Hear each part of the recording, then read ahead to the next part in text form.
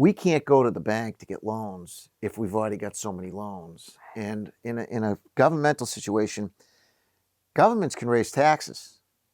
And it's like going to our citizenship to pay for our loans. And when does that start to get to the point where you're going to fall off? Yeah.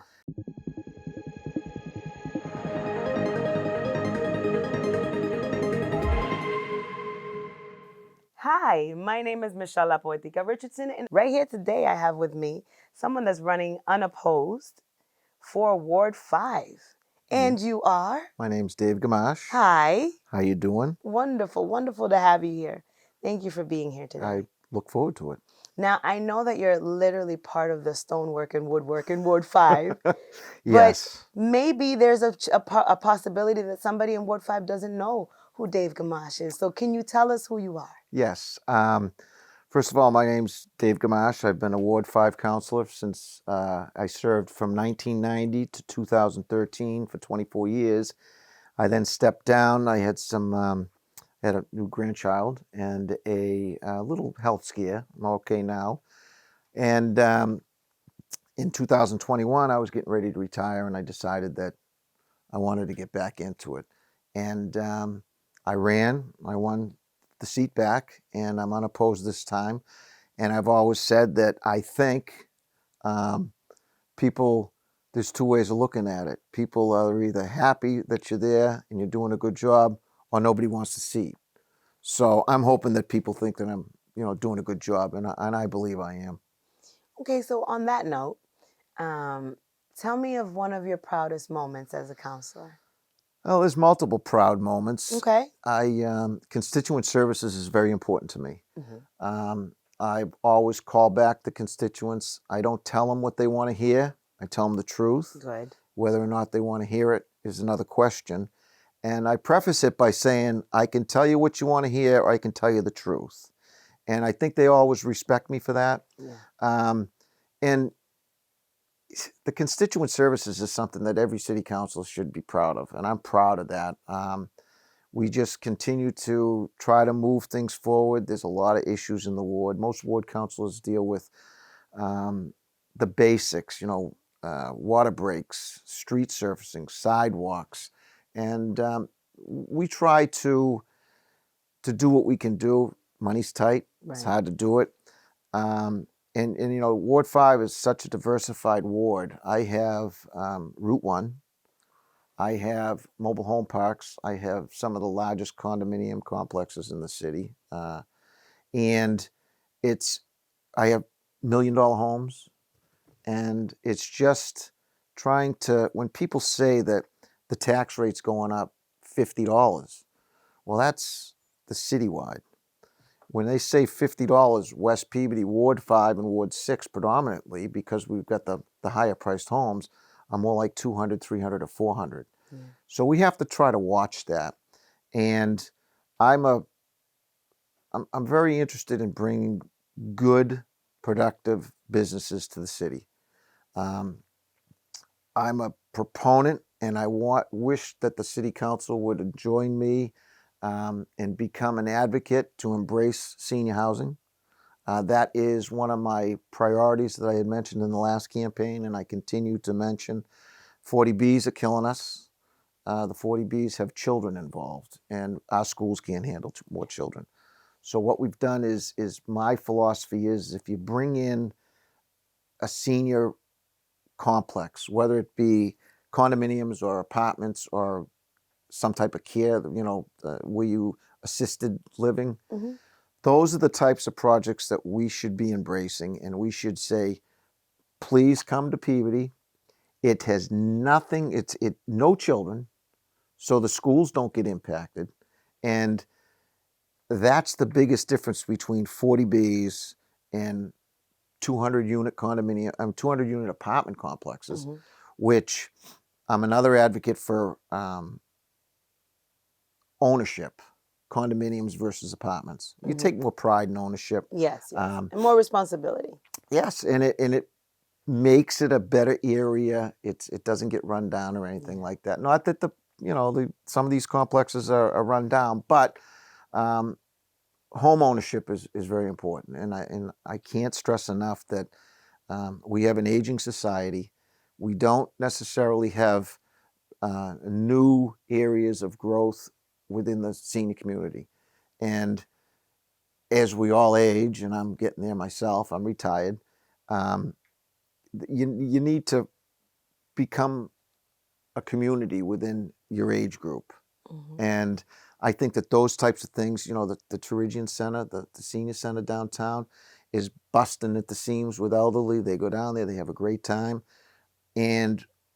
But they have to go there. They have to, you know, get there. Yeah. And if you have a large, Brooksby Village is probably the premier place, but you've got soup to nuts there. You've got meals, you've got medical, you've got everything. Yeah.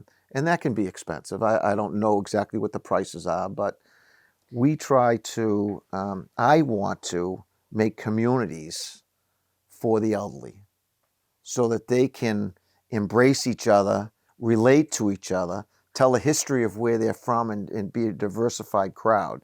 And that to me is probably the most important thing. And I will continue to strive to bring senior housing to the city.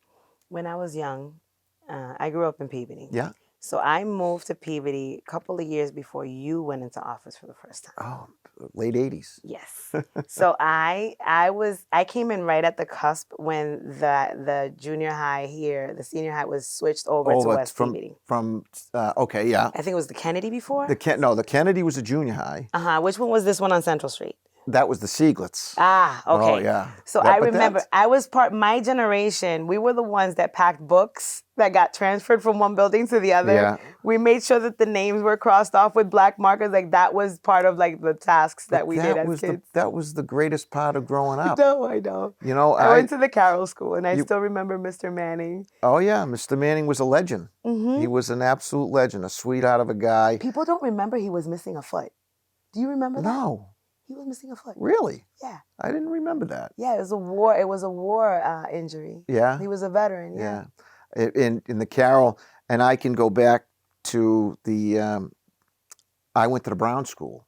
Okay. Okay, so there was always this running joke that you know, what's going to come first, the Carroll or the Brown, and I happened to be on the city council when both those schools were built again, and the Brown School was. I got out of there in 1972. I got out of the Brown School and went to the Higgins, and then I went to the high school. And the high school in 78, we had 800 and some odd students graduate in my class. Wow.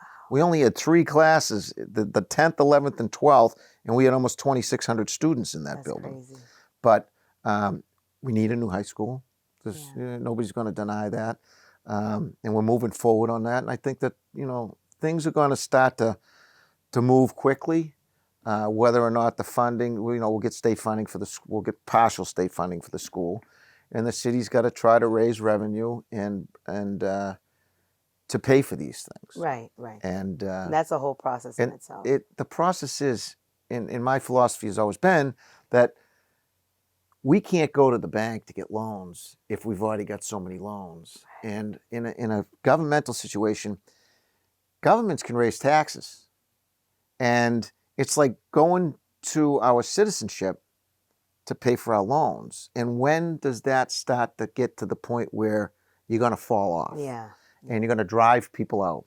And that's something it's a balancing act. And that's why I think that we have the ability to bring in good business, senior housing, and create a larger base for our taxes so that the residential taxes don't go up and it offset by the corporate taxes. So you're running for Ward 5. Yes, absolutely. You heard it here. This gentleman is running for Ward 5. He has quite a history in Ward 5. He is unopposed. Yes. Maybe rightfully so, from what I'm hearing. Well, right?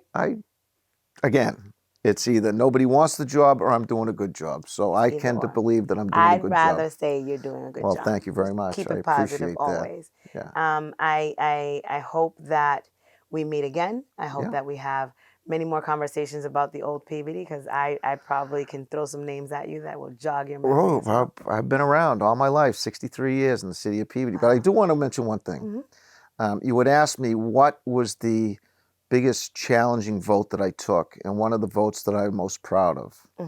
And there's one that sticks out in my mind, and that was back in the 90s when, as you might remember, the J.B. Thomas Hospital that was siphoning $1 million a year from the taxes because it was a city-owned hospital and we had to pay to keep it going. And the late great Pete Terigian, who was a dear friend of mine, and he said, "Dave, we gotta stop this." And I can remember sitting there, and I was only on the council for a few years, and the place was packed with all the hospital workers and everything like that. And it was one of the tougher decisions that I think any of the councils had to make. And we voted to close it. And that was probably one of the most challenging, but one of the best votes I had taken, because the city as a whole, we had to think about revenue generation. And, you know, $1 million back then was a lot of money on the taxes. It's $1 million today on a $175 million budget is nothing compared to a $50 million budget. So, so I want to say that it was a tough decision, but it was the right decision. And I could tell you from my end, I feel like you made the right decision. and I never went to JB Thomas, and I was here, and it was an active hospital. I broke my ankle, and I went to JB Thomas Hospital, and I'll just cut it short and say that they misdiagnosed my break, and about 6 months later, that's when we voted to shut it down. But it was a great hospital. I had a lot of surgeries there. I was taken there a lot, but it had outlived its life, and I think that something had to be done. And again, I thank all the councilors and the mayor for his wisdom to move in another direction. And unfortunately, today it's a vacant building, and we got a long way to go to start taking care of this. You know, it starts with a step. Yeah, one step at a The important thing time. is that the conversations are happening. As long as it's 2 steps forward and only 1 step back, you're still moving forward. That's right. When I got on, there was still the city's Route 1 was known as the strip club area of the city of Peabody. And we had saunas and we had massage parlors, and that was in the 80s. And my goal was to help with the administration to get a better use of the properties up there. And I will say that almost every property on Route 1 I had a hand in changing since I've been in office, other than the Cabaret, which is still existing, and the Golden Banana, which still exists.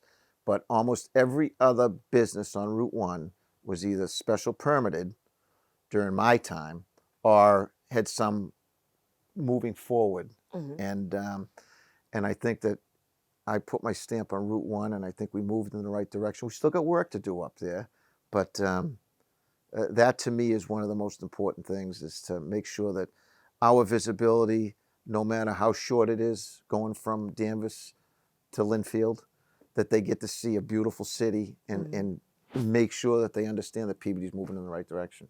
I like the sound of that. Yeah. I'm looking forward to seeing you at International Festival. I will be there, and I will. I'll be around. I'm not shy. I'm retired, and I tend to spend probably a lot more time at City Hall than I should. But I'm out in the field every day. I just drove through all the streets that were just paved, and we're moving forward. And I'm happy about it. I wish you the absolute best. Thank you.